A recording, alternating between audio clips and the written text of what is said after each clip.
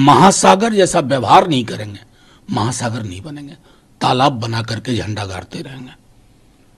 एक और महत्वपूर्ण रखने दिया, वो इस साल को भारत का साल बताया, चाहे चंद्रयान हो, चाहे G20 की मेजबानी करना हो, चाहे विश्व क्रिकेट का आयोजन हो। कहा यह साल जो है ये भारत का साल है और भारत को इसमें बहुत कुछ प्रदर्शित करने का मौका है। देखिए, भारत का साल यही नहीं है सिर्फ। सुनक साहब चूक रहे हैं। आने वाले कई बरस, शायद आने वाली सदियां भारत की हैं। जिस प्रकार, लेकिन उसमें सबसे बड़ी चीज है हमारी सारी उपलब्धियां खारिज हो जाएंगी, क्योंकि भूतपूर्व प्रधानमंत्री ने भी एक बात कही, इंडिया का पोजीशन जो यूक्रेन रसिया पर है उसकी तारीफ की, लेकिन साथ में कहा हारमनी। बराक ओबामा आके यहां कह गए थे हारमनी को प्रोटेक्ट करिए। जब वसुधैव कुटुंबकम कहते हैं और लोग ताली बजाते हैं वैश्विक स्तर पर भी, तो यहां के कुटुंबों के बीच में दीवारें जो बनाई गई हैं, उन जिन दीवारों को बना के वोट लिया जा रहा है, उन दीवारों को गिराइए।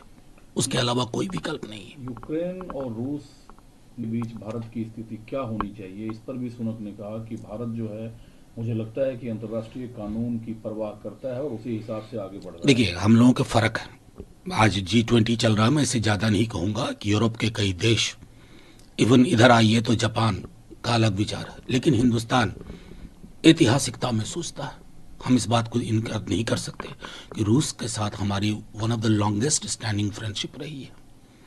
अभी इस बीच में भी हमने एक एक कदम बहुत हिफाजत से लिया है, अपने सरोकारों को प्रोटेक्ट करते हुए, पुरानी दोस्ती के अनुरूप।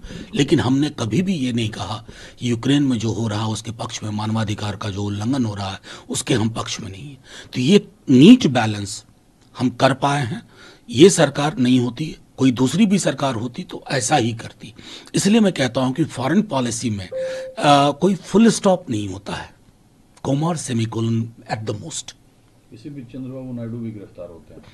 देखिए, चंद्रबाबू नायडू की गिरफ्तारी से मुझे एक चीज तो स्पष्ट हो गया, ये जो राजनीतिक प्रतिद्वंदियों को जेल के सलाख के पीछे रखने की गौरवशाली परंपरा मोदी जी और अमित शाह जी ने शुरू की है, उसमें नए चेले चपाटे भी शामिल होते जा रहे हैं। और आखिरकार आप लोगों ने जीत का सेहरा अपने सर बांध ही लिया। जो उपचुनाव के परिणाम आए उसमें 4 बनाम 3 में 4 इंडिया के हवाले कर दिया, 3 बीजेपी के हवाले कर दिया। देखिए, अब इसमें मैं समझता हूं कि उपचुनाव का एक अपना अलग मिजाज होता है, लेकिन इतना तो तय है ना कि इतने बड़े सत्ता संसाधन के समक्ष, बल्कि आप बागेश्वर का भी चुनाव देखिए जो कि बीजेपी की झोली में गया है, 2300 वोट से आप जीते। पूरी सरकार लगा दी गई थी, घोसी में आपने वही किया, पूरी सरकार झोंक दी थी, मुख्यमंत्री वगैरह वगैरह सब। लेकिन इस उपचुनाव तो ये साबित किया ना, इंडिया भी है इसमें, भारत भी है। भारत जुड़ेगा, इंडिया जीतेगा। और मैंने तो ये भी सुना है कि कालिदास मार्ग पर एक व्यक्ति विशेष रहते हैं, उनको घोसी के परिणाम से कोई खास दुख नहीं हुआ।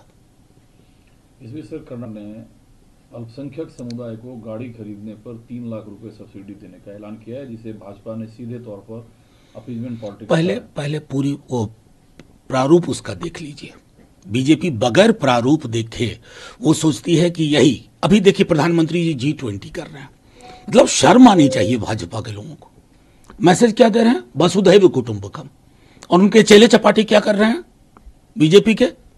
इस तरह की चीजें पोलराइज करने के पूरा प्रारूप देखिए और तब बात करिए। अरे ये आप लोगों ने तो क्या क्या नहीं किया। बजरंग दल को बजरंग बली के बराबर कर दिया था कर्नाटका में। जनता समझदार है।